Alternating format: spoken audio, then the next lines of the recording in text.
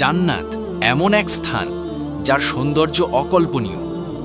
এমন কিছু সেখানে আছে যা চোখ কোনোদিন দেখেনি, কানে শোনা যায়নি, আর মনেও আসেনি কখনো। রাসূলুল্লাহ সাল্লাল্লাহু আলাইহি ওয়াসাল্লাম বলেন, আল্লাহ বলেছেন, আমি আমার সৎকর্মশীল বান্দাদের জন্য এমন কিছু প্রস্তুত করে রেখেছি যা কোনোদিন চোখে দেখেনি, কোনোদিন কানে শোনেনি, আর কোনো মানুষের হৃদয়ে কল্পনাতেও আসেনি। জান্নাত হলো শান্তি স্থান। সেখানে থাকবে না কষ্ট, থাকবে না মৃত্যু, থাকবে না দুঃখ। আল্লাহ বলেন, তাদের জন্য জান্নাতে থাকবে যা তারা চায়, এবং আমাদের কাছে আরও অনেক কিছু আছে। রাসূলুল্লাহ সাল্লাল্লাহু আলাইহি ওয়াসাল্লাম বলেন, জান্নাতের সবচেয়ে নিচু স্তরের ব্যক্তিকেও আল্লাহ 10 গুণ দুনিয়ার সমান পুরস্কার দেবেন।